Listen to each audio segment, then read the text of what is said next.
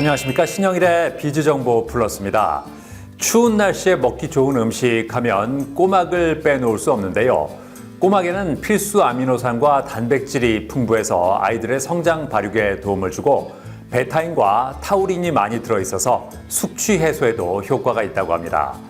이러한 꼬막을 고를 때는 껍질이 깨지지 않고 입이 닫혀 있으며 물결 무늬가 선명한 것이 좋다고 하니까 참고하시기 바랍니다. 그럼 오늘 순서 본격적으로 시작합니다.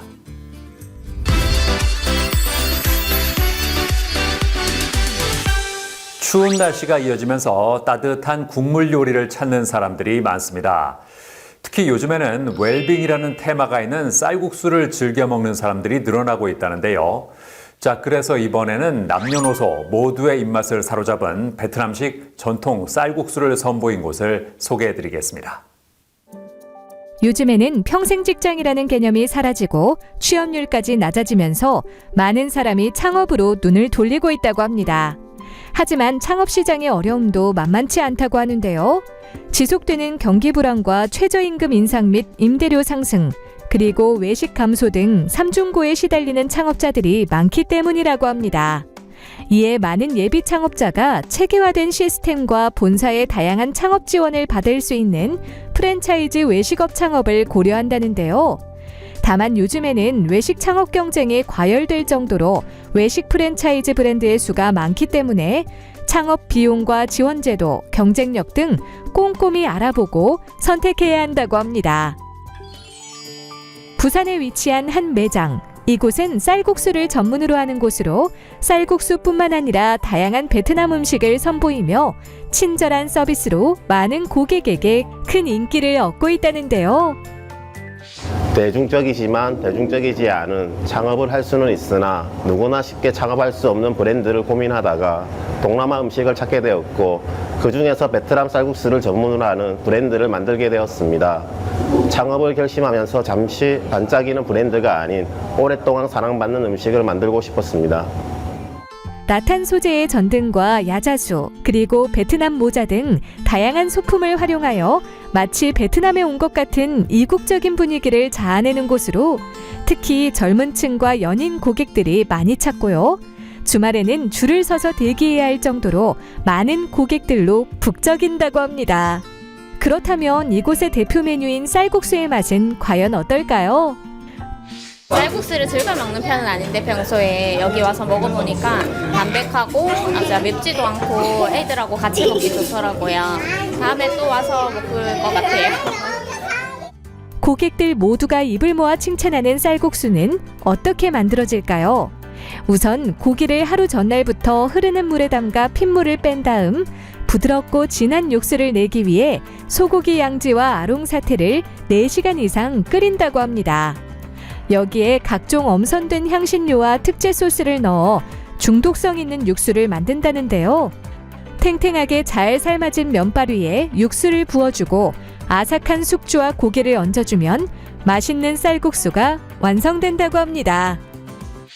양지 사태 부위가 들어간 기본 쌀국수부터 각종 채소와 우삼겹 고기가 들어간 샤브식으로 즐길 수 있는 쌀국수, 그리고 버섯과 토마토, 양파, 새우와 각종 향신료가 어울려져 독특한 맛이 나는 태국 정통 음식인 똠양꿍을 기반으로 한 쌀국수도 있습니다.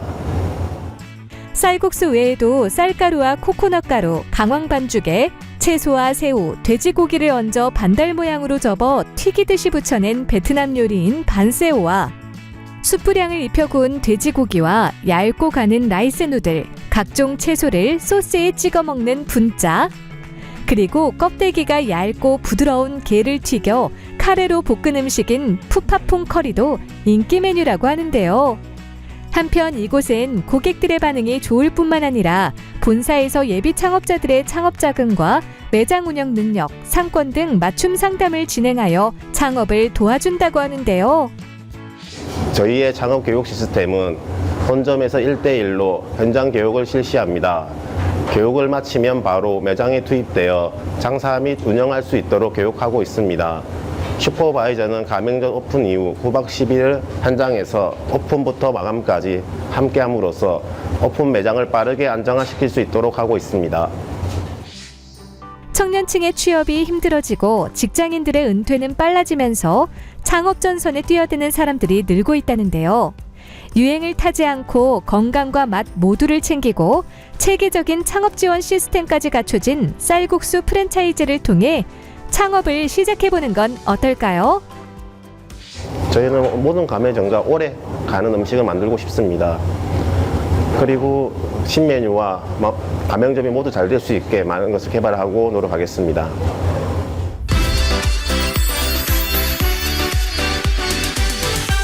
피부도 어떻게 관리하느냐에 따라서 나이보다 어려 보일 수도 있고 더 들어 보일 수도 있다고 합니다. 이에 따라 요즘에는 안티에이징 시술을 통해서 피부 관리에 공을 들이는 사람들이 늘고 있다는데요. 자, 그래서 이번에는 안티에이징 시술 중에서도 레이저 리프팅에 대해서 자세히 알아봤습니다. 나이보다 어려 보이는 동안은 남녀노소를 불문하고 누구나 바라는 외적인 요소일 것입니다. 하지만 주름 없이 탄력 있고 매끈한 피부를 소유하는 것은 찰나에 불과하다는데요. 우리 몸은 성장이 멈추면 노화가 시작되며 피부도 마찬가지이기 때문입니다. 일반적으로 피부의 탄력을 담당하는 콜라겐의 수치가 25세 이후로 감소하며 40대 이후에는 급감한다는데요. 노화의 진행 속도와 정도에는 사람마다 차이가 있지만 누구나 피부의 노화가 시작되면 피부 탄력을 잃고 얼굴 곳곳에 주름이 생기게 된다고 합니다. 이에 요즘에는 피부 개선을 도와주는 안티에이징 시술을 고려하는 사람들이 늘고 있다고 하는데요. 안티에이징 시술은 다양한 방법으로 이루어질 수 있는데요. 많이 진행하는 시술의 종류에는 색소를 해결하기 위한 레이저, 주름을 완화시킬 수 있는 보톡스, 볼륨 증강을 통해서 본인의 아름다움을 드러내는 필러, 다음에 윤곽을 개선하기 위해서 특수실을 사용하는 실 리프팅, 탄력 개선이나 주름 완화를 해주는 초음파, 고주파 리프팅 등이 있습니다. 안티에이징 시술은 노화의 흔적을 줄이거나 완화하기 위해 수행되는 의료 및 미용 시술을 말한다는데요. 대표적인 안티에이징 시술로는 레이저 리프팅이 있으며 그 중에서도 초음파 리프팅 방법을 선호하는 추세라고 합니다. 식품의약품안전처에서 제조 허가를 받은 고강도 집속 초음파로 피부 탄력을 개선하는 의료 장비를 사용해서 진행하는 시술입니다. 타겟 피부층 깊숙하게 에너지를 집속시키는 초음파 리프팅 시술로 피부가 예민한 분들은 에너지를 약하게 조정해서 시술이 가능하고 시술 시에 약간의 따끔거리는 통증이 있을 수도 있습니다. 이 리프팅은 근막층과 진피층의 온도를 올려주어 콜라겐 생성을 촉진시키고 리프팅 효과를 기대할 수 있는 시술 방법이라고 하는데요. 특히 이 방식은 다른 의료 장비와 다른 두 개의 라인이 동시에 조사가 가능하여 비교적 시술 시간이 짧은 편이기 때문에 바쁜 현대인들에게 최적화된 기기라고 할 수 있다고 합니다. 또한 개개인의 피부 상태나 증상에 따라 각각 알맞은 맞춤형 시술을 받을 수 있으며 기존 리프팅과 달리 피부 겉과 속까지 균일하게 고강도 고주파를 전달해 탄력과 잔주름 개선에 도움을 준다는데요. 관리 후 일주일간은 음주, 흡연, 사우나는 피해주시고 며칠간은 미온수로 세안하는 것을 권장드립니다. 피부 표면이 아닌 깊숙하게 초음파 에너지를 전달하기 때문에 시술 직후에는 원래는 일상생활이 가능하지만 피부가 예민한 분들은 약간 붉어질 수도 있고 만약에 팁이 잘 밀착되지 않은 상태로 초음파가 타겟되면 수포가 발생할 수도 있습니다. 이와 같은 현상은 일주일 내에 소실됩니다. 레이저 리프팅에는 초음파 리프팅 외에도 고주파 리프팅이 있다고 합니다. 이 리프팅은 고주파 전류를 사용한 시술 방법으로 강력한 고주파를 피부 전층에 전달하여 빠르게 피부를 재생하고 콜라겐 생성을 유도한다는데요. 다른 안티에이징 시술에 비해 통증이 적은 편이며 눈가나 얼굴뿐만 아니라 바디까지 관리할 수 있다고 합니다. 그리고 레이저 리프팅 시 시너지 효과를 높이기 위해 고주파와 초음파 두 종류의 리프팅을 함께 진행하기도 한다는데요. 고주파 리프팅이 피부 진피층에 강한 에너지를 넣어서 콜라겐 형성에 도움을 많이 주면서 피부 탄성도를 높여주는 반면에 초음파 리프팅은 좀 더 깊숙하게 근막층을 자극해서 속탄력을 올려줍니다. 즉, 겉탄력과 속탄력 둘 다 잡기 원하신다면 초음파 리프팅, 고주파 리프팅을 당일날 같이 하시는 것을 권장드립니다. 한편 레이저 리프팅에 대한 수요가 늘면서 무분별하게 시행하여 부작용이 발생하는 경우도 있어 주의를 기울여야 한다는데요. 리프팅도 다른 수술과 마찬가지로 부작용이 있을 수 있습니다. 무분별한 시술을 진행할 경우에는 볼페인과 같은 부작용을 초래할 수도 있는데요. 피부 특성에 맞는 팁과 샷으로 시술하는 것이 중요합니다. 그리고 같은 피부 고민이어도 사람마다 피부의 두께, 상태 다를 수 있기 때문에 자신의 피부에 맞지 않게 강한 에너지의 리프팅을 진행할 경우에는 피부 화상과 같은 부작용도 겪을 수 있어서 주의해야 합니다. 동안이 현대인들이 추구하는 미적 요소로 자리 잡으면서 안티에이징 시술을 고려하는 사람들이 늘고 있다는데요. 간단한 시술이라고 해서 무작정 받는 것은 오히려 피부를 망칠 수 있기 때문에 시술 전 충분히 상담을 받고 부작용에 대해서도 반드시 숙지한 후 진행하길 바랍니다. 신체와 마음가짐의 항로화가 동시에 있어야 진정한 안티에이징이라 생각합니다. 마인드가 영한 사람들은 생활 습관 등의 관리에서도 신경을 잘 쓰기 때문에 미용 시술 후에도 경과가 좋은 편이 많지만 그렇지 못한 사람들은 경과가 덜 따라오는 경우가 많습니다. 마인드, 라이프, 바디 커넥션은 노화가 진행되면서 더 두드러지게 보이는데 그렇기 때문에 웰빙을 위해서는 안티에이징 마인드를 갖추시길 권장드립니다.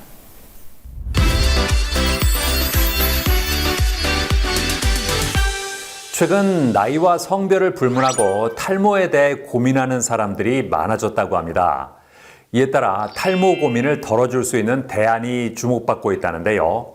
자, 그래서 이번에는 탈모인들 사이에서 관심을 끌고 있는 두피 색소요법에 대해서 자세히 알아봤습니다. 국내 탈모 인구는 현재 1,000만 명을 넘어선 것으로 추정되고 있다고 합니다. 탈모는 이제 남녀노소를 불문하고 누구에게나 찾아올 수 있는 질환이 되었는데요. 과거에는 주로 중년층 남성에게 나타났던 탈모 증상이 최근에는 여성 탈모 비중이 높아지고 20, 30대 젊은 층 사이에서도 빈번하게 나타나고 있기 때문이라고 합니다. 탈모의 발생 원인은 유전적인 요인부터 스트레스, 환경, 잘못된 식생활 습관 등 다양하다고 하는데요. 이에 탈모에 대한 걱정과 함께 탈모를 관리할 수 있는 방법을 알아보는 사람들이 늘고 있다고 합니다. 특히 최근에는 머리숱 사이로 훤히 드러나 보이는 두피가 신경 쓰이는 사람들을 위한 두피 색소요법이 눈길을 끌고 있다고 하는데요. 서울에 위치한 한 뷰티숍.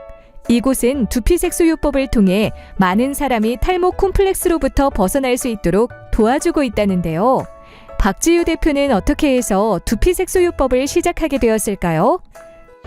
저는 반영구 화장으로 미용을 처음 접했었는데요. 반영구 화장으로 비어있는 두피를 채우고 싶어하는 고객님들이 많았는데 반영구 화장 기법으로는 한계가 있더라고요. 그래서 그 고객님들을 어떻게 하면 도와줄 수 있을까 고민을 하다가 두피 색소요법을 알게 되어 시작하게 되었습니다. 두피 색소요법이란 여러 원인으로 인해 모발이 가늘어지거나 빠져서 두피가 도드라지게 보이는 부위에 모발색과 유사한 색소를 주입하여 모근이나 머리카락이 있는 것처럼 보이도록 표현하는 기법이라는데요. 이곳에서는 1:1 맞춤 상담을 통해 개개인의 니즈를 파악한 뒤 그에 맞는 적절한 테크닉을 구사해 두피 색소요법을 진행하고 있다고 합니다. 초반에 두피 색소요법을 하다 보니까 여성분들이랑 남성분들의 디자인, 두피의 두께, 피부 타입 등 차이점이 분명히 느껴졌어요. 이를 바탕으로 성별에 따라서 기술에도 차이점을 두어야 된다고 생각했습니다. 그래서 여성 두피 색소요법을 전문으로 조금 더 깊게 연구해서 여성 두피에 최적화된 방법을 완성시켰고요. 그래서 현재는 여성을 대상으로 한 두피 색소요법만을 중점적으로 서비스하고 있습니다. 한국인의 평균 모낭 깊이는 약 4에서 6mm 내외인데 두피 색소요법 진행 시 1에서 2mm의 깊이로 두피 전용 색소를 주입하기 때문에 모낭 손상이 적은 편이라고 하는데요. 이곳에서는 독자적인 쉐딩 기법을 사용해 최대한 자연스럽게 넓은 이마와 M자 탈모, 정수리 탈모 고민을 해결할 수 있도록 도와주며 잘 유지되는 것이 중요하기 때문에 1년간 무상 리터치 서비스를 제공하고 있다고 합니다. 두피 색소요법은 탈모로 고민하시는 분들께 굉장히 도움이 되는 방법이지만 여러 사항을 꼼꼼히 따져보고 진행하셔야 됩니다. 우선 두피에 바늘이 머무르는 시간과 바늘의 깊이를 정확히 조절하고 두피에 따른 적절한 색소 배합을 잘 하는 곳이어야 부작용 우려를 덜 수 있습니다. 그리고 고객님들마다 탈모 상태와 니즈가 다르기 때문에 회차를 거듭하면서 지속적으로 고객과 소통하는 것이 중요합니다. 한편 이곳은 두피색소요법 대중화에 앞장서고 있으며 교육과정을 통해 수강생들에게 두피색소요법에 관한 노하우와 실무 경험을 전수하고 있다는데요. 전문가의 실력이 결과물을 좌우하는 분야인 만큼 기술력이 가장 중요하다고 생각합니다. 두피색소요법이 점점 인기를 끌면서 무분별한 진행을 통해 실패를 겪는 분들도 굉장히 많은데요. 고객님들이 부작용 걱정을 덜고 만족도 높은 두피색소요법을 받을 수 있도록 정확한 기술을 배워서 진행하기 바라는 마음에 관련 교육을 하게 되었습니다. 이론교육 3주와 실습교육 6주로 총 9주 동안 수업이 진행되며 이론 부분에서는 여성과 남성 두피의 차이점을 정확하게 이해하고 이곳만의 자체 제작 기법의 공식을 통해 초보자들도 쉽게 이해하고 적용할 수 있도록 교육하고 있다고 합니다. 그리고 실제 고객에게 두피색소요법을 진행할 때 실패하지 않기 위한 감각을 익힐 수 있도록 실습의 비중을 높이고 기술을 익힌 후에는 마케팅 수업을 진행해 원활한 창업을 할 수 있도록 도와준다는데요. 제가 헤어라인에 컴플렉스가 있어서 해결 방법을 찾아보다가 두피색소요법이라는 거를 알게 되고 시술을 받았어요. 너무 자연스럽고 이 기술이 정말 메리트가 있겠구나 하는 마음에 그날 바로 수강을 등록하게 됐습니다. 탈모는 현대사회에서 누구에게나 고민으로 자리 잡고 있는 관심사이자 현대인들의 극복과제라고 할 수 있는데요. 탈모 고민 해결의 새로운 대안으로 떠오른 두피색소요법을 통해 탈모 콤플렉스에서 벗어나 보는 건 어떨까요? 저희 두피색소요법 기술력과 서비스를 전국 어디서나 받아보실 수 있도록 지점 확장을 계획하고 있습니다. 시간이 오래 걸리더라도 모든 지점이 본점과 같은 수준의 서비스를 제공할 수 있도록 탄탄하게 준비하고 있습니다. 또한 체계적이고 제대로 된 교육을 통해서 지속적으로 인재를 발굴하고 양성하여 K-뷰티의 우수성을 국내뿐만 아니라 해외에도 널리 알리고 싶습니다.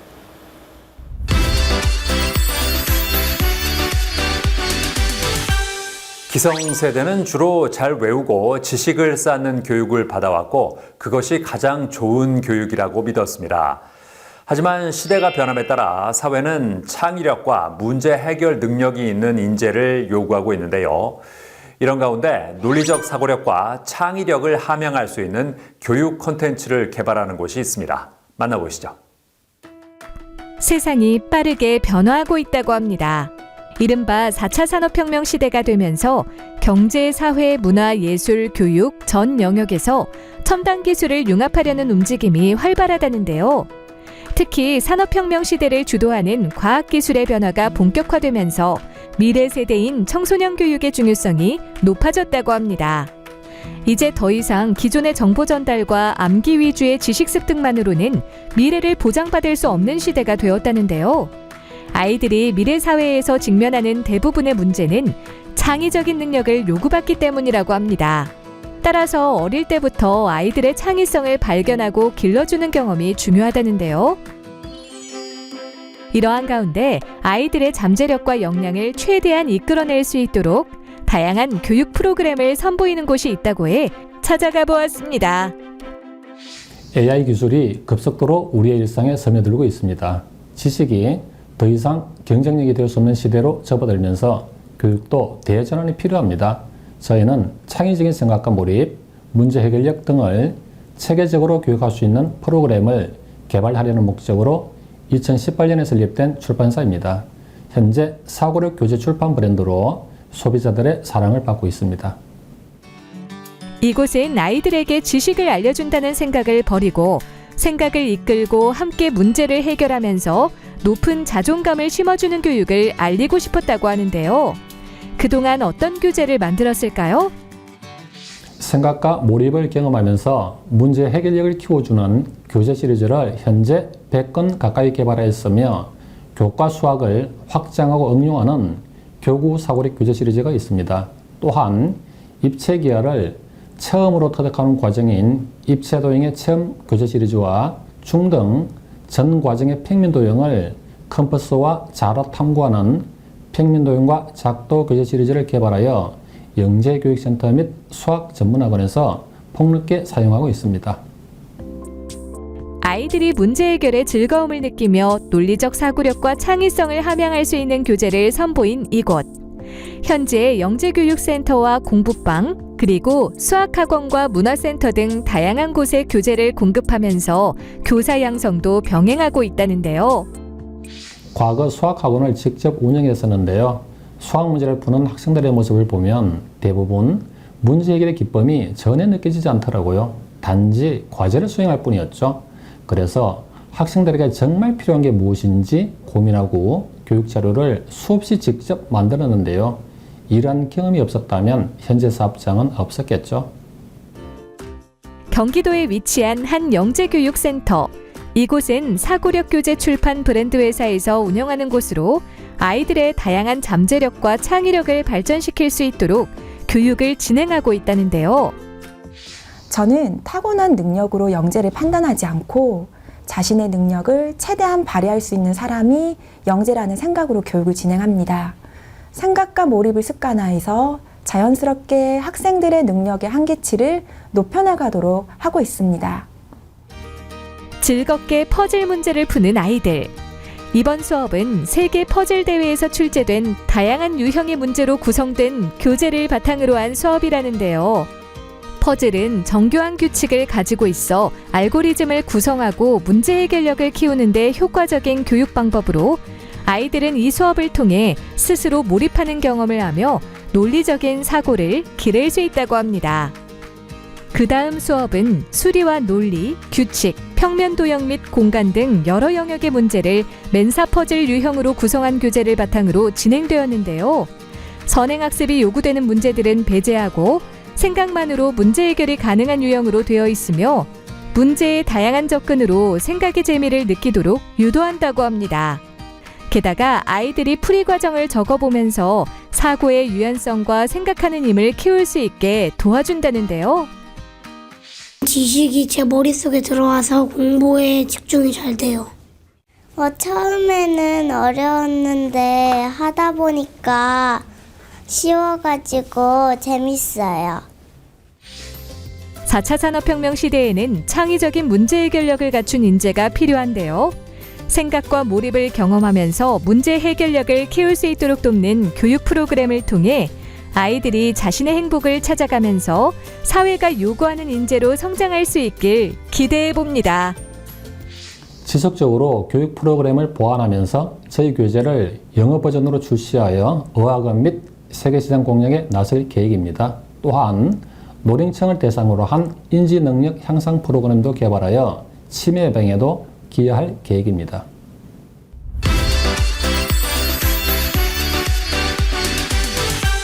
치아에 문제가 생기면 치과를 방문해서 치료를 받는 것이 당연한데요. 하지만 치과에 대한 막연한 공포심 때문에 임플란트와 같은 치료를 미루는 경우도 적지 않다고 합니다.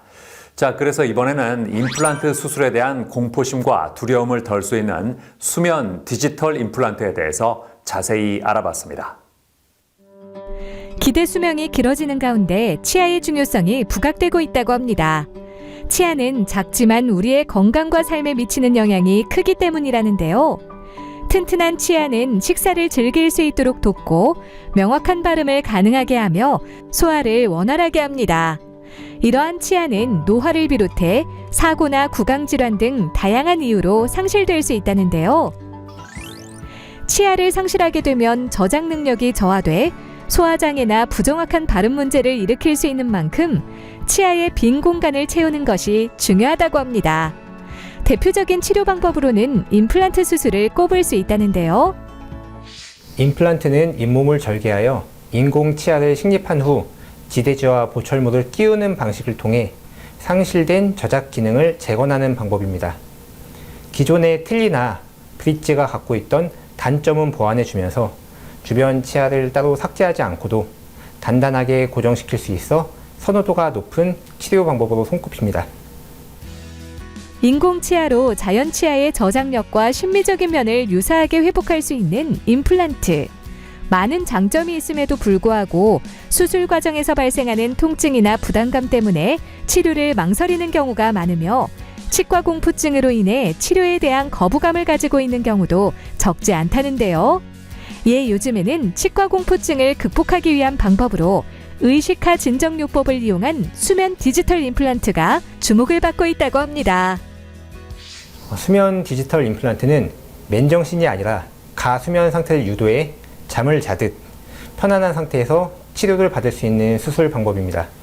또한 외부 자극에 반응할 수 있어 안정적인 편이며 통증이나 공포감에서 벗어날 수 있어 신체적으로, 정신적으로 부담을 많이 덜 수 있습니다. 수면 디지털 임플란트는 가수면 상태에서 치료가 이루어지기 때문에 치과 공포증이 있는 경우에도 비교적 부담을 덜고 수술할 수 있다는데요. 다만 임플란트는 개인의 잇몸뼈 상태나 구강 구조에 따라 치료법이 달라질 수 있어 3D CT나 구강 스캐너 등 디지털 장비를 활용한 정밀한 검사가 선행돼야 한다고 합니다. 치조골과 잇몸 두께, 주변 치아와의 거리, 그리고 임플란트의 식립 각도와 신경 위치 등 촬영 결과를 바탕으로 정확한 식립이 이루어져야 만족스러운 결과를 얻을 수 있다는데요. 수면 디지털 임플란트는 통증이나 불쾌감, 외과적 수술에 대한 부담감을 덜 수 있는 방법으로 고령층도 치료받을 수 있습니다. 고혈압, 당뇨 등의 전신 질환을 앓고 있는 환자에게도 적용 가능합니다. 다만 전신 질환을 앓고 있는 환자가 수면 디지털 임플란트를 시행할 경우 사전에 환자의 건강 상태에 대한 확인을 저희가 해야 하고 이에 대한 다양한 약물과 응급장치가 구비되어 있는지도 체크해야 합니다. 수면 디지털 임플란트 시 의식화 진정요법을 통해 환자의 감각을 완화시킨 후 환자가 편안한 상태에서 수술을 받을 수 있도록 도와준다고 하는데요. 이 의식화 진정요법은 임플란트 수술뿐만 아니라 충치나 신경치료, 사랑니 발치 같이 다양한 치과 치료에도 적용할 수 있다고 합니다. 의식화 진정요법을 전신마취로 오해하기도 하는데 사용하는 약물에서 차이가 있습니다. 전신마취는 매우 강한 약물을 사용해서 의식, 감각, 운동 등이 없는 상태로 유지시키는 것이 핵심이라고 할 수 있습니다. 기구를 이용해 숨을 쉬어야 하고 회복 시간도 오래 걸리는 편입니다. 반면에 의식화 진정요법은 전신 마취제가 아닌 진정제를 활용해서 주변의 자극, 말에 대해서 반응할 수 있는 가수면 상태를 유도합니다. 수술 후에 의식이 돌아온 후에는 대부분의 환자가 치료 과정을 기억하지 못하고 회복도 비교적 빠르고 부작용에 대한 우려도 낮은 편입니다. 의식화 진정요법이 전신마취보다 안정성이 높은 편이라고 해도 환자의 상태에 맞춰 진행해야 한다는데요. 적절한 약물의 용량을 파악하고 수술 과정에서 환자의 가수면 상태 및 혈압, 그리고 심박수와 혈중 산소 포화도를 실시간으로 체크하며 응급 상황에 대비하는 것이 중요하다고 합니다. 치과의 미국 심장협회의 의료인 기본 소생술 과정, 치과 마취과학회 치과 전문 소생술 과정을 이수한 의료진이 있는지 알아보고 응급 상황 발생 시에 능동적으로 대처할 수 있는 안전 시스템을 구축하고 있는지도 꼭 확인해야 합니다. 그리고 수술 직후에는 가급적 자가 운전은 피해야 하며 일주일 정도는 과격한 운동과 사우나는 하지 않는 것이 좋습니다. 다양한 이유로 치아가 상실된 상태지만 치과 치료에 대한 공포감으로 인해 임플란트 수술을 망설이고 있다면 가수면 상태를 유도하여 수술에 대한 공포감과 통증 부담을 덜 수 있도록 도와주는 수면 디지털 임플란트를 고려해보는 건 어떨까요?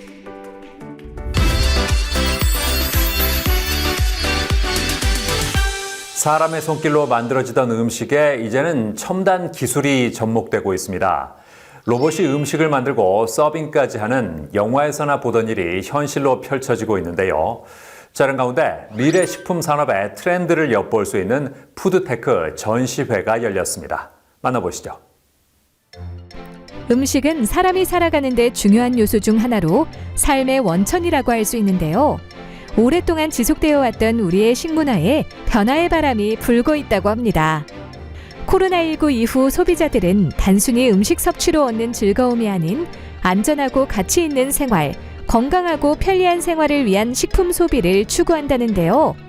특히 기후변화로 인한 식량 위기로 미래 먹거리 선점 경쟁은 점점 치열해지리라 예측하며 이러한 문제 해결을 위해 최근에는 푸드테크 산업이 주목을 받고 있다고 합니다.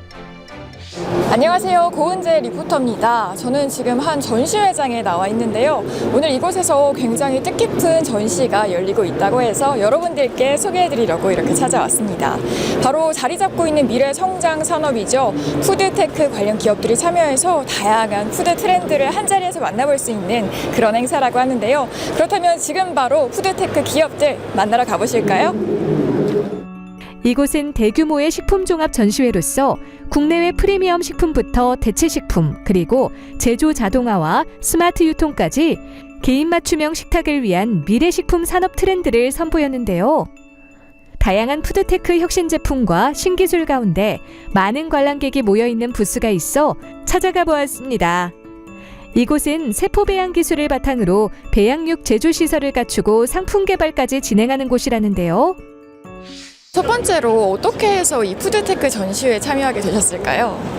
네, 저희는 푸드테크라는 이름에 걸맞게 배양육의 핵심인 무혈청 배양액을 보유하고 있고 또 연간 200톤 규모의 배양세포를 생산 가능한 공장도 구축하고 있습니다. 이러한 강점을 가지고 배양육 산업과 저희 회사를 소개하는데 국내에서 가장 큰 규모로 진행되는 전시회가 이곳이라서 참여하게 되었습니다. 친환경 배양육 시장은 전 세계가 주목하고 있으며 투자와 연구가 활발한 분야라는데요. 이곳은 각각류 중에서도 우리나라를 대표하는 수산물인 독도새우의 세포를 분리하고 배양해 다양한 메뉴를 선보였다고 합니다.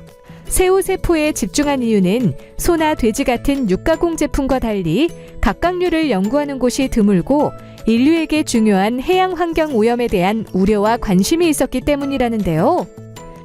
저희는 대량으로 생산한 새우세포로 다양한 음식을 만들 수 있습니다. 레스토랑 메뉴부터 집에서 간편하게 조리 가능한 HMR까지 활용 가능합니다. 해외 유명 글로벌 컨설팅 회사의 분석에 의하면 2040년에는 전통 고기와 식물성 대체고기 사이에서 배양육이 약 35% 이상을 차지할 것이라는 전망입니다. 저희만의 세포 배양 푸드테크 기술을 기반으로 국내 식품 시장에 새로운 변화를 주고자 합니다. 고객의 니즈에 맞는 최적의 패키징 솔루션을 제공하는 회사도 푸드테크 전시회에 참여했다고 하는데요. 네, 먼저 이번 푸드테크 전시회에 어떻게 참여하게 되신 건가요? 네, 코로나가 잠잠해진 2022년부터 참석을 하고 있고요. 원래는 이 식품전보다는 킨텍스에서 개최하는 포장전에 참석을 했었는데 요즘에 좀 시장 분위기도 그렇고 소비자들의 성향이 제품의 퀄리티뿐만 아니라 그 제품이 만들어지는 공정들까지 전부 다 관심을 가지고 봐주시는 상황이어서 이렇게 직접적으로 현장에 나와서 소비자분들께 저희가 추구하는 포장의 방식을 좀 보여드리고 선보이기 위해서 좀 참가를 하게 됐습니다. 이곳은 인터넷 판매와 유통이 가장 활성화되어 있는 요즘 트렌드에 맞춰 진공 스킨 포장이라는 포장 방식을 메인으로 하여 전시회에 참여했다는데요. 이 포장은 소비자에게 식품이 도착할 때까지 식품을 안전하고 신선하게 포장해 소비자로 하여금 식품의 맛과 신선함을 그대로 느낄 수 있도록 할 수 있는 포장 방법이라고 합니다. 눈에 띄는 또 다른 부스가 있어 찾아가 봤는데요. 인력난을 심하게 겪고 있고 핵심 농식품인 고기를 생산하는 시설인 도축장의 운영난을 극복해내야겠다는 사명감을 가지고 도축 자동화 로봇 사업을 진행하고 있는 곳이라고 합니다. 이번 전시회에서는 눈에 보이지 않는 경추마디를 절개하기 위하여 라이다를 사용한 AI 기술과 정밀 절개 로봇 기술이 적용된 목절개 로봇 제품을 선보였다는데요. 네, 어떤 기업이 되고자 한다는 목표가 있다면 혹시 뭘까요? 저희 생체 비전 기술과 로봇 기술로 저희 도축장들이 저희가 인력난을 해소할 수 있게 저희가 최선을 다하고 있고요. 핵심 한돈이 대한민국에서 맥을 끊기지 않고 계속적으로 제조될 수 있도록 최선을 다해서 회사를 운영할 수 있도록 하겠습니다. 한편 이번 행사에 다양한 푸드 트렌드를 경험할 수 있는 프로그램이 마련돼 소비자는 물론 바이어와 벤처 투자자 등 식품업계 관계자들의 이목도 집중되었다고 합니다. 또한 신선 제품 콜드체인 솔루션과 해외 식품 트렌드 등 식품업계의 최신 동향을 엿볼 수 있는 세미나와 컨퍼런스를 통해 국내외 비즈니스 기회의 장을 마련했다고 하는데요. 네, 오늘 이곳 행사장에서는 첨단 기술을 융합해서 다양한 먹거리 문제를 해결하는 국내외 식품 산업의 현재 그리고 미래를 만나볼 수 있었는데요. 앞으로도 빠르게 변화하는 식품 산업의 현 주소를 모두 만나볼 수 있고 또 국내 식품 기업들과 소상공인들에게 새로운 수출 판로를 제시할 수도 있는 이런 푸드테크 전시회가 많이 열렸으면 좋겠습니다.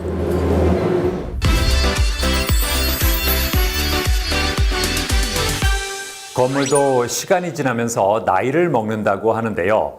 계절의 변화로 추위와 더위를 거치면서 건물에 균열이 생기기도 하고 이로 인해 누수가 발생하는 경우도 적지 않다고 합니다. 자, 그래서 이번에는 차별화된 방수 페인트를 개발하며 건설 보수를 전문으로 진행하는 곳을 소개해드리겠습니다. 우리가 사는 집은 기본적으로 소모재라고 할 수 있다고 합니다. 시간이 지날수록 집을 구성하는 요소들은 점차 낡기 마련이고 너무 낡으면 제 기능을 못하는 경우가 많다는데요. 특히 건물의 누수는 건축물의 안정성과 수명뿐만 아니라 우리 삶의 질에도 영향을 미치는 아주 중요한 문제라고 합니다. 누수 문제는 외벽이나 옥상, 배관 등 다양한 문제로 발생할 수 있으며 오래 방치하게 되면 건물 내부 구조를 부식시키며 심각한 2차 피해를 발생시킬 수 있다고 하는데요. 따라서 누수 문제가 생기면 제때 보수 작업을 진행하는 것이 중요하다는데요. 건설 보수 전문 회사를 운영하고 있는 김진수 대표. 최근 재건축 허가를 받은 아파트 현장에 방수 작업을 마쳤다고 하는데요. 통상적으로 재건축이 결정되면 언제 착공이 될지는 모르지만 대략 10년 정도 이후에 재건축이 착공된다 합니다. 문제는 곧 무너뜨릴 아파트이기 때문에 새로운 시설 투자, 유지 보수에 큰 돈을 들일 수가 없잖아요. 더 큰 문제는 그렇게 재건축이 결정될 정도로 허술한 아파트에서 10년 정도 더 살아야 한다는 점입니다. 이에 이곳의 관리소장과 아파트 주민들이 어떤 보수 공사를 최우선으로 해야 할지 논의 끝에 방수와 도장 공사를 하기로 의견을 모았다고 합니다. 그래서 저희한테 의뢰를 맡겨 공사 작업을 진행하였는데요. 10년은 재시공하지 않을 수 있는 저희만의 특허 방수 세대 및 시공문법으로 작업을 잘 마쳤습니다. 어떻게 방수 작업을 했을지 궁금한데요. 우선 큰 균열에는 섬유 시트 보강 방수 공법을 통해 일회용 밴드로 붙이듯이 보강을 하고 방수제로 도장을 했다고 합니다. 그 다음 방수 페인트로 마감을 해서 미세한 균열까지 싹 덮었다고 하는데요. 특히 일반 수성 페인트가 아닌 내오염도가 좋은 특허받은 방수 페인트로 외벽 도장 공사를 진행하여 건물 도장 색상이 산뜻하게 오래 유지될 수 있도록 했다고 합니다. 첫 번째는 벽 자체의 균열입니다. 특히 이 아파트는 PC 구조로 주로 층과 층 사이의 연결배수를 합니다. 두 번째는요, 옥상 맨 1층의 경사부인 파라페트 누수인데요. 일반 외벽처럼 수성 페인트로 도장하기 때문에 누수가 반복됩니다. 세 번째는요, 각 세대 베란다에 철제 난간이 있는데 난간을 고정한 하부의 균열이 심각합니다. 이런 누수가 발생하는 주요 지점에서 기존에는 단순하게 퍼티로 가리고 메꾸는 수준이 공세됐다면 저희는 특허 공법과 자재로 꼼꼼하게 시공합니다. 오래된 아파트에 살고 있다면 누구나 쉽게 겪을 수 있는 문제 중 하나가 바로 누수일 텐데요. 앞선 기술력과 전문적인 노하우를 갖춘 건물 보수업체에 의뢰하여 누수를 막아보는 건 어떨까요?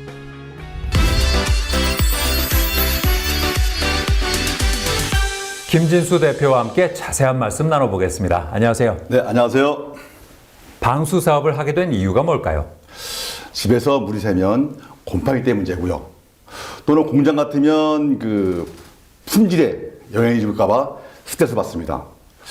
문제는 간단히 방수공사하면 되는데, 첫째는 방수 원인을 찾기 어렵고요. 두 번째는 원인을 찾는다 하더라도 다시 누수가 되지 않게 완벽하게 공사하기가 어려운 거예요. 그래서 보면 일반적으로 누수를 많은 사람들이 눈가리가 앙호하는 식으로 하거나 아니면 방치해줍니다. 그러면 그게 더 큰 문제가 발생될 수 있죠. 저는 그래서 이런 그 부분을 가지고 20년 동안 그 페인트 업계 근무 경험하고 그다음에 그 현장 경험을 바탕으로 해가지고 새로운 방수 자재와 공법을 개발의 필요성을 느낀 거예요. 그래서 이거를 개발해서 사업에 뛰어들게 됐습니다. 어떤 차별점이 있을까요? 건물 옥상에 보면 그 싱글이라는 그 자재가 있는데 이것이 처음에 신축후 10원이 경과하면 태풍이 날아가가지고 JP를 입히던가 아니면 싱글이 날아간 자리가 크게 가가지고 거기에 누수가 됩니다. 그래서 저희는 이것을 그 부지포 같은 그 폴리섬을 대가지고 여기에 방수를 묻혀가지고 지붕 전체를 똑같이 물샜던 것이 꽉 잡은 거예요. 여기에 연결상에서 저희가 금속기와 AAC, 파라벽 같이 전부 망라하게 확장시킬 겁니다. 그래서 옥상 지붕 방석을 설립한 다음에 발상에 전환을 해가지고 실지 복합 방수를 지붕에서 외벽을 확대했습니다. 방수 페인트는 어떤 특징이 있습니까? 보통 일반적으로 균열 보수에다가 수성 페인트를 바릅니다. 그런데 이렇게 하게 되면 보면 균열 보수 한계 때문이지 보통 그 도장공사 후 2, 3년이 지나고 나면 재균열로 인한 누수, 그 다음에 색상 바람, 그 다음에 오염 때문에 굉장히 그 고기가 안 좋습니다. 특히 보면 보통 재도장을 5년에서 7년 사이 하고 되는데 재도장 시점이 오면 건물이 굉장히 험해요. 반면에 저희의 방수 페인트는 차열 기능과 탄성이 있습니다. 그래서 저희 특허받은 방수 페인트를 사용하면 0.3T 이하 균열도 저희가 관리할 수 있습니다. 그래서 보면 궁극적으로 저희는 외벽을 페인트인 도장이 아니고 방수로 적공하는 거예요. 최근에 평택에 있는 그 첨단 부품을 생산하는 일본 회사에 저희의 그 탄성 방수 페인트로 외벽을 공사 시공했습니다. 그런데 보면 품질 관리로 엄격한 일본 임원들이 저희의 그 품질을 보고 아주 만족했습니다. 앞으로는 어떤 계획이 있을까요? 네, 많은 사람들이 그 누수 걱정으로부터 안심하도록 저희의 방송법을 널리 알리고 싶어요. 그래서 향후에는 저희가 ESG 활동을 본격화하고요. 또는 추후에는 그 하고 있는 동남아 진출을 본격화할 예정입니다. 네, 오늘 말씀 잘 들었습니다. 감사합니다. 네, 감사합니다.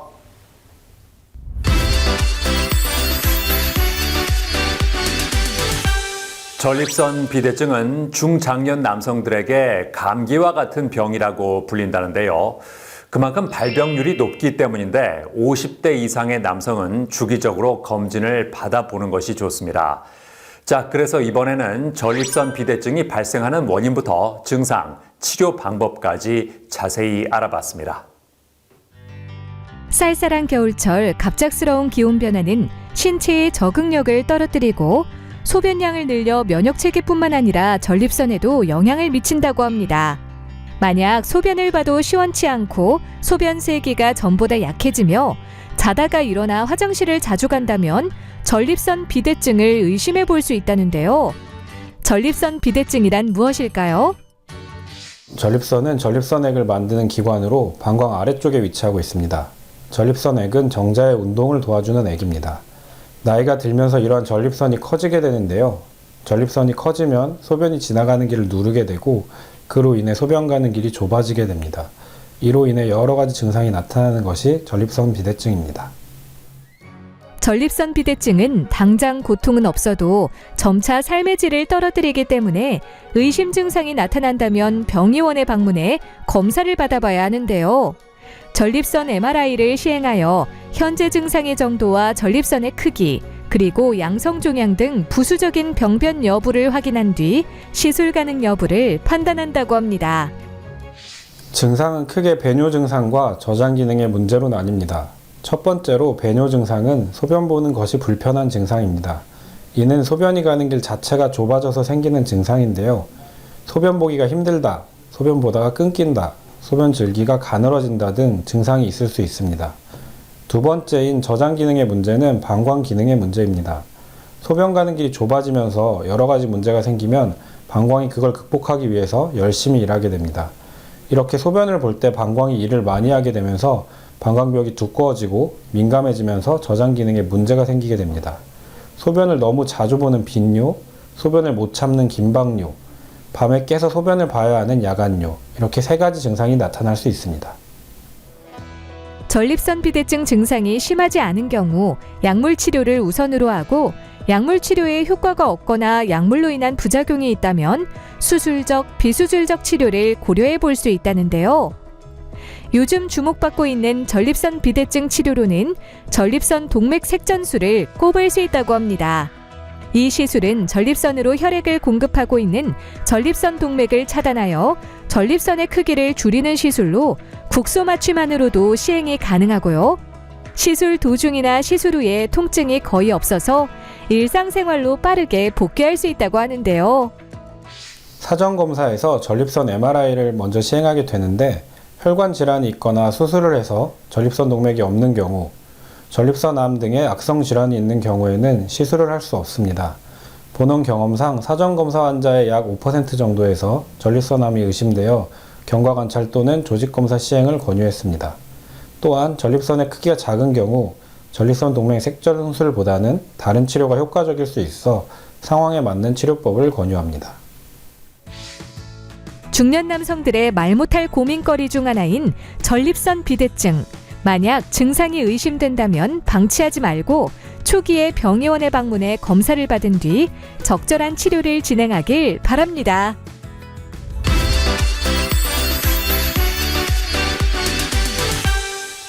최원석 원장과 함께 자세한 말씀 나눠보겠습니다. 안녕하세요. 안녕하세요. 전립선 비대증이 발생하는 원인은 뭘까요? 여러 가지 복합적인 요인이 있습니다. 첫 번째로는 연령 증가에 따른 노화 현상을 들 수 있습니다. 두 번째는 남성 호르몬의 영향입니다. 나이가 듦에 따라서 남성 호르몬의 절대적인 양은 감소하게 되지만 전환 효소의 양은 증가하기 때문에 활동형 남성 호르몬이 증가하게 되고 이로 인해서 전립선 비대증이 발생하게 됩니다. 세 번째는 유전적 요인입니다. 전립선 비대증이 있는 환자분들을 보게 되면 그 아버지의 경우에도 전립선 비대증이 있는 경우가 많습니다. 그 외 비만이나 고지방, 고콜레스테롤 음식 섭취가 전립선 비대증의 위험 요인이라는 연구 결과도 있습니다. 전립선 비대증은 어떻게 치료할 수 있습니까? 먼저 수술적 치료로 경요도 전립선 절제술이 있습니다. 이는 요도를 통해서 전기 칼이나 레이저를 넣어서 좁아져 있는 소변 가는 길에 구멍을 파서 넓혀주는 수술입니다. 또한 홀랩이라고 해서 요도를 통해 레이저를 넣어서 전립선 조직을 드러내는 수술이 있습니다. 그리고 전립선 결찰술이 있는데요. 유로 리프트라고도 하고요. 요도를 통해서 가는 실을 넣어서 좁아져 있는 요도를 양쪽으로 잡아당겨서 마치 커튼을 열어 젖히듯이 묶어놓는 시술입니다. 그러나 이 시술의 경우에는 전립선의 크기를 줄이는 효과는 없기 때문에 전립선이 커지는 것을 막을 수는 없습니다. 마지막으로 전립선 동맥 색전술이 있습니다.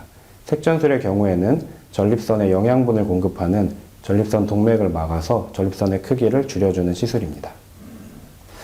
전립선 비대증을 예방할 수 있는 방법은 없을까요? 탄수화물이나 식이섬유, 과일, 채소, 생선 등을 섭취하여 내장 지방을 줄임으로써 체중을 조절하는 것이 도움이 됩니다.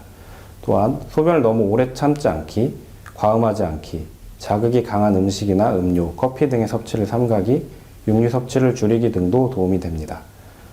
또한 감기약 중에서 콧물이나 코막힘 등에 쓰이는 약의 경우에는 교감신경 흥분 성분이 있기 때문에 배뇨 작용을 방해할 수가 있습니다. 따라서 감기약을 복용하실 때는 주치의와 반드시 상의하시는 것이 좋습니다.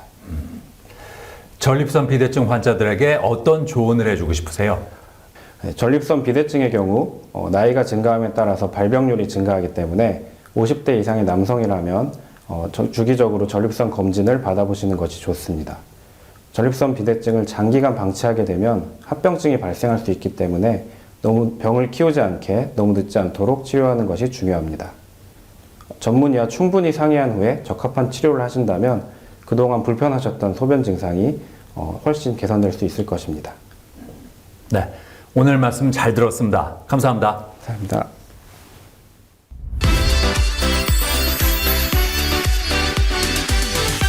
겨울철 아파트 화재가 잇따르고 있습니다. 많은 사람들이 거주하는 곳인 만큼 대형 인명피해가 발생할 수 있어서 각별히 조심해야 하는데요. 아파트 화재 시 대처법 알려드리겠습니다. 먼저 화재가 발생하면 지상으로 신속하게 대피하는 것이 가장 중요한데요. 화염이나 연기 때문에 계단을 통한 대피가 어렵다면 세대 내 대피 공간이나 경량 칸막이와 같은 피난 시설로 이동한 후 119로 전화해서 상황을 알리고 구조를 요청하는 것이 좋습니다. 그리고 아파트 화재 시에 절대로 엘리베이터를 이용하면 안 된다고 하니까 반드시 기억하시기 바랍니다. 저는 다음 시간에도 다양한 소식 가지고 인사드리겠습니다. 고맙습니다.